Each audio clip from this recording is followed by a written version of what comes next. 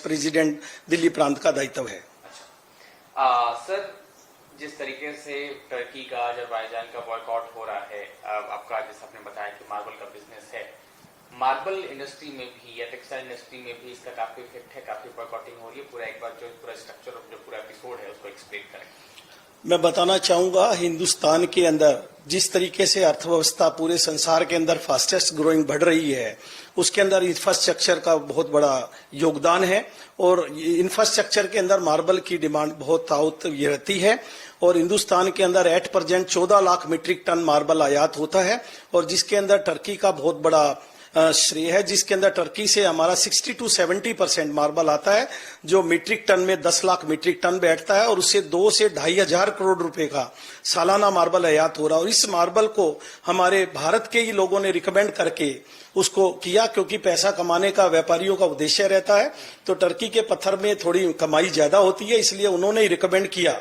अब जिस तरीके से रोष प्रकट कर रहा है हिंदुस्तानी, जिस हिसाब से आतंकवाद को पाकिस्तान ने किया और उसको टर्की ने सपोर्ट किया, तो हम लोगों में, सारे व्यापारियों में पुरजोर रोष है। हमारे हिंदुस्तान के अंदर 5 ऐसे स्टेट्स हैं जहां से मेन मार्बल की मंडियां हैं। उसमें किशनगढ़ एशिया की सबसे बिगेस्ट मंडी है, उदयपुर चित्तौड़गढ़ है और मुंबई के अंदर में सिलवासा है और दिल्ली एनसीआर के अंदर दिल्ली है, जहां से अमूमन 1000 से 12 आयातक हैं जो इंपोर्ट करते हैं मार्बल का। तो हम लोगों ने अभी डिसाइड किया कि हम टर्की के पत्थर का बहिष्कार करेंगे, क्योंकि टर्की के अंदर 5 ही ऐसी चीजें हैं जिससे टर्की एक अट्रैक्शन का केंद्र है। उसके अंदर एक प्रमुखतः मार्बल का बड़ा योगदान है, दूसरा एक पॉपी सीड आता वहां से, एक टूरिज्म है और बस ये चीजें हैं। तो अभी पूरे हिंदुस्तानियों ने डिसाइड किया है कि हम हर चीज का बहिष्कार करेंगे। सर, आप वहां के अगर टेक्सटाइल का बहिष्कार करेंगे तो उसका अल्टरनेट क्या है आपके पास? अगर वहां से हमारे पास बहुत बढ़िया क्वेश्चन है आपका, बहुत बढ़िया। देखिए, वैकल्पिक व्यवस्था भी रहनी चाहिए। हम टर्की का अगर बहिष्कार करते हैं मार्बल का, तो हमें मार्बल की पूर्ति कैसे करनी है। मैं आपको बता देना चाहता हूं कि जब पहले इटली से मार्बल आता था, आज भी ये मार्बल जितना इंपोर्टेड बिक रहा वो इटालियन मार्बल के नाम से बिक रहा है। और टर्की के पत्थर को ये हमारे भारतीयों की ही देन है कि उन्होंने इंट्रोड्यूस किया, आर्किटेक्ट को सुजेस्ट किया और ये उसको बेचने के लिए प्रेरित किया।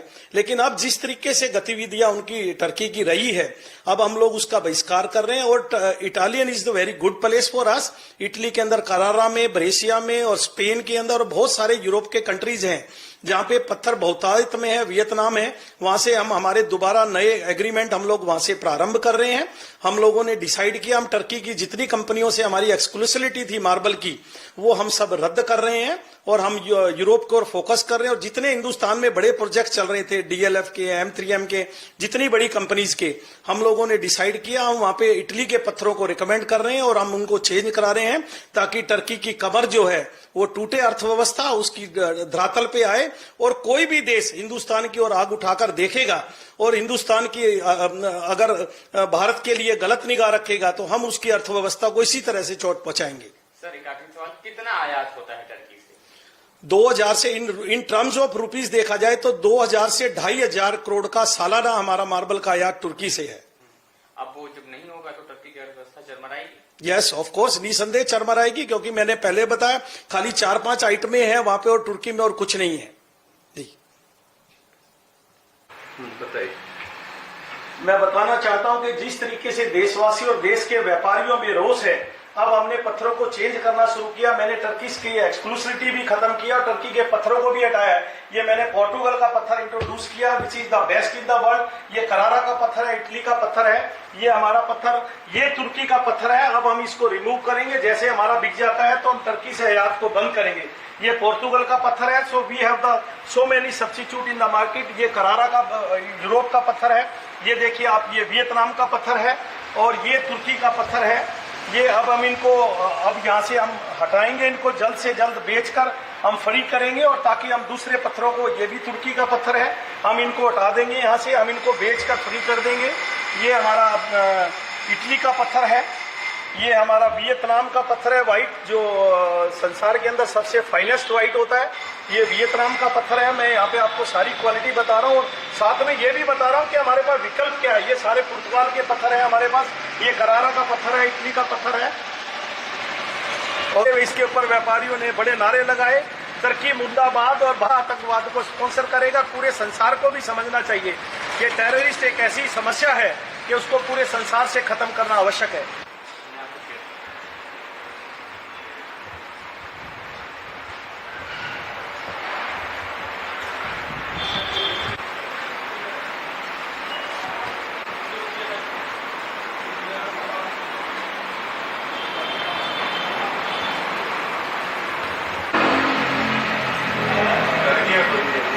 ये पढ़ के गया है।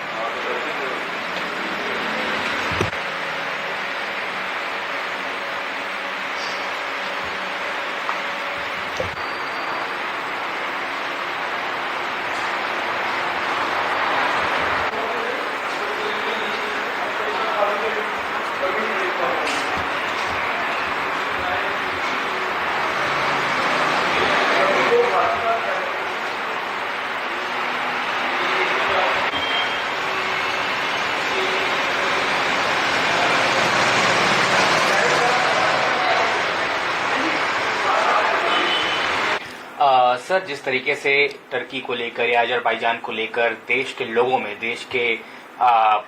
जिस तरीके से आक्रोश है, जिस तरीके से बॉयकॉटिंग चल रही है, हर एक इंडस्ट्री में चल रही है। अभी मैं पीछे टेक्सटाइल इंडस्ट्री के कुछ लोगों से मिल के आया, और जो भी है, आप सर ट्रैवल एंड टूरिज्म में इतने बड़े नाम हैं, जिस तरीके से आपकी लेगेसी रही है इस फील्ड में, कैसे तुर्की और अजरबैजान को लेकर क्या कुछ है, कैसे लोग टिकट कैंसिल करा रहे हैं, क्योंकि एक बड़ा केंद्र है आकर्षण का, जो लोग टूरिस्ट लोग जो है, जो घूमना चाहते हैं, जो भारत से जाते हैं। देखिए, पहले तो पूरा देश हमारे आर्म्ड फोर्सेस का, उनको हम सल्यूट करते हैं और we are proud of them. और हमारे प्रधानमंत्री ने जिस तरीके से ऑपरेशन सिंदूर चलाया, हमारी जो खुफिया एजेंसीज हैं जिन्होंने जिस तरीके से पाकिस्तान के टेररिस्ट ठिकाने और मिलिट्री ठिकानों पे सर्जिकल स्ट्राइक्स करी, तो ये प्रूव हो गया है कि भारत का जो इक्विपमेंट, होममेड इक्विपमेंट है, वो चीन के इक्विपमेंट से और बाकी अमेरिका के इक्विपमेंट से बहुत बढ़िया है। तो इससे भारत की ताकत पूरी दुनिया में छा गई है। तो एक तो इकोनॉमिक, एक तो मिलिट्री पावर भारत बनता जा रहा है, पर इससे पहले भारत एक इकोनॉमिक पावर भी बन गया है।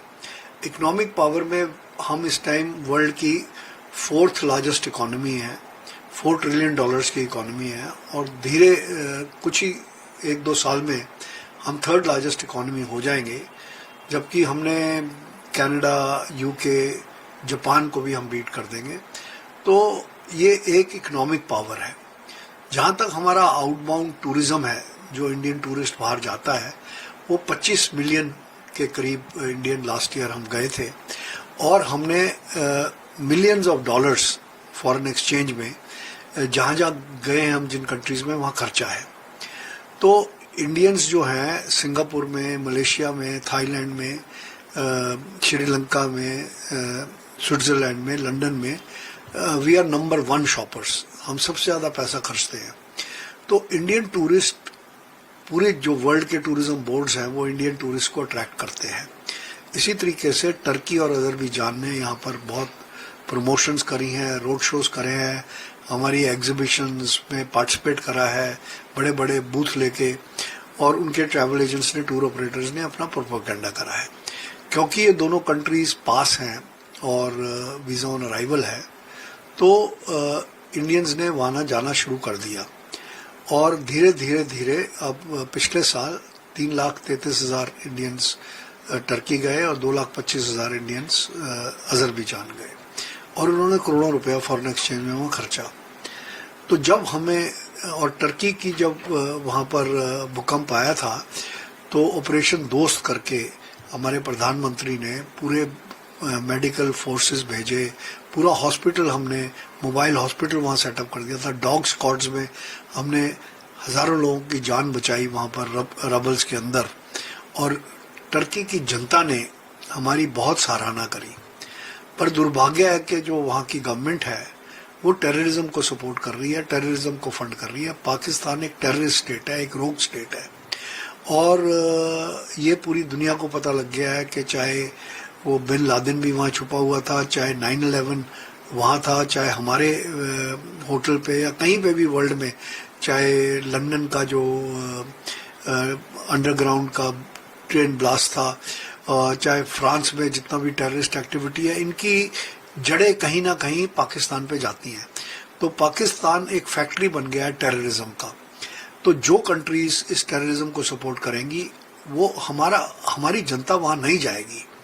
तो हमारी जितनी ट्रेड एसोसिएशंस हैं, हमारी इंडियन चेंबर की एविएशन एंड टूरिज्म कमेटी के जितने मेंबर्स हैं, और जो Indian association of tour operators है, travel agents association of India है, travel agents federation of India है, जो माइस नेटवर्क की एजेंसी है, सब ने बाइकआउट करा है टर्की का और अजरबैजान का।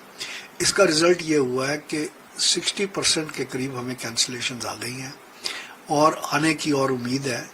तो हम चाहते हैं कोई भी इंडियन ना जाए, और इंडियन की जो वेडिंग इंडस्ट्री है वो $3 ट्रिलियन इंडस्ट्री है, और अगर ये टर्की और अजरबैजान वेडिंग डेस्टिनेशन भी बनते जा रहे थे तो वो भी, और फिर बॉलीवुड के भी कुछ लोगों ने कहा है कि हम वहाँ पर फिल्म्स नहीं शूट करेंगे, तो इनको लाखों करोड़ों रुपए का नुकसान होने लगा है। और बाकी ट्रेडर्स आपको पता ही है, जब हम देख रहे हैं टेलीविजन पे कि जो मार्बल ट्रेडर्स एसोसिएशन है उन्होंने 5,500 करोड़ का वो कैंसिल करा है। गारमेंट्स एसोसिएशन है जो फल एप्पल वगैरह मंगाते थे वहाँ से, आज मैंने मॉर्निंग में देखा फ्रूट उन्होंने भी कैंसिल करे हैं ऑर्डर्स। तो इससे ज़रूर टर्की को नुकसान होगा और अजरबैजान को नुकसान होगा। तो हम सोल्जर्स अपनी जान की बाजी लगा रहे हैं, तो कम से कम हम इंडियंस जो सिटीजन्स हैं वो कम से कम जो कंट्रीज हमारे सोल्जर्स के अगेंस्ट एम्यूनेशन प्रोवाइड कर रहे हैं उन कंट्रीज का हमें बाइकआउट करना बनता है। सर, पिछले कुछ सालों में टर्की हो चाहे अजरबैजान हो, वहाँ पर बहुत सारे इंडियन टूरिस्ट गए थे। हाँ, किस तरीके से वो डिप, अगर कुछ नंबर्स आप हमें बता सकें, जिस तरीके से वो डिपिंग नंबर्स हमें दिखे हैं कि पहले कितने जा रहे थे और इस पूरे एपिसोड के बाद जिस तरीके से अचानक से वो डिक्लाइन आया है, वो डिप जो है। हाँ, देखिए 3,33,000 लोग गए हैं। मुझे लगता है कम से कम 1.5 लाख के करीब कैंसिलेशंस होंगी टर्की की, और अजरबैजान 2 लाख कुछ गए थे, और अजरबैजान भी कम से कम 1.5 लाख के करीब कैंसिलेशंस होंगी। थोड़े बहुत लोग जिन्होंने ऑलरेडी पैसे जमा कराए हुए हैं या टिकटें खरीदी हुई हैं जो नॉन रिफंडेबल है, या जिन्होंने होटल बुकिंग्स करी हुई हैं, या जिनको कोई बिजनेस मीटिंग्स के लिए या मजबूरी में जाना पड़ रहा है, वो ज़रूर जाएंगे।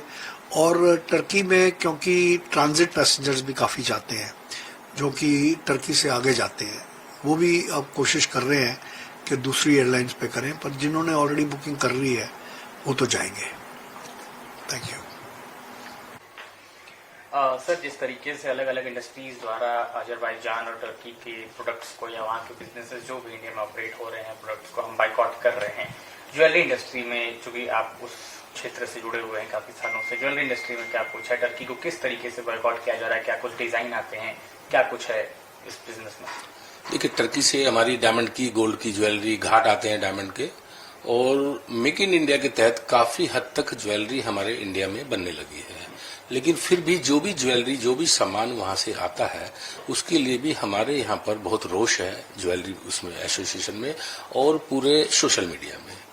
जो भी लोग किसी भी तरह का व्यापार, आर्थिक मदद टर्की या अजरबैजान से, या हमारे जो दुश्मन देश हैं जिनके लिए हम सहायता करते हैं, अभी टर्की को हमारे प्रधानमंत्री जी ने मदद पहुंचाई थी जब भूकंप आया था, और उसके बावजूद भी वो देश कुछ टाइम में ही भूल चुका और वो उस गद्दार देश के साथ खड़ा हो गया जिसने हमारे 26 निर्दोष लोगों की हत्या की थी।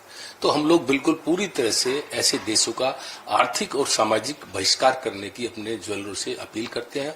और ज्वेलर से नहीं, मैं तो हर सच्चे देशभक्त से, हर सच्चे भारतीय से ये कहना चाहता हूं कि देश के अंदर भी जो ऐसे छुपे हुए लोग हैं, जो इस तरह की मानसिकता के लोग हैं, राक्षसी प्रवृत्ति के लोग हैं, उनका आर्थिक और सामाजिक बहिष्कार देश के अंदर भी करने। सर, आपने बोला कि टर्की से जो भी चीजें आएंगी जो इस बिजनेस में खास तौर से उसका बहिष्कार करेंगे। अगर टर्की से नहीं तो फिर कहां से? क्या इम्पैक्ट बिजनेस पर इम्पैक्ट पड़ेगा ज्वेलरी मार्केट पे?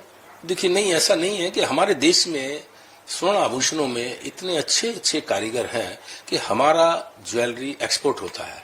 हाथ की ज्वेलरी बनी हुई पूरे वर्ल्ड में कोई भी देश नहीं बनाता। जो हमारे भारत के अंदर जो कारीगर हैं, आर्टिजियन हैं, उनके हाथ में एक कला है।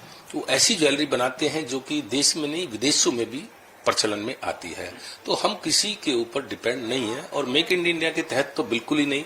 और हमारे देश में हर तरह की इटालियन ज्वेलरी भी पहले बाहर से आती थी, वो भी ज्वेलरी हमारे देश में बनने लगी है, क्योंकि प्रधानमंत्री जी ने मेक इन इंडिया का जो नारा दिया था उसके तहत सारी ज्वेलरी हमारे देश में बन रही है। सर आखिरी सवाल, एसोसिएशन की तरफ से इस पर कोई बातचीत हुई है, कोई धरने की बात हुई है, कुछ हुआ है, कुछ बॉयकॉट करने को कुछ बात हुई है? हाँ बिल्कुल, जैसे ही पहलगाम का जो ये आतंकवादी हमला हुआ और निर्दोष लोगों की जान गई और उनका धर्म देख के, उनके कपड़े उतार करके, उनकी पहचान करके उनको ब्लैंक पॉइंट पे गोली मारी गई, उसके बाद दिल्ली के सभी ज्वेलरों ने और सभी व्यापारियों ने दिल्ली का एक दिन का बंद का आह्वान किया था और अपने देश के प्रधानमंत्री के साथ खड़े होने का वादा किया था।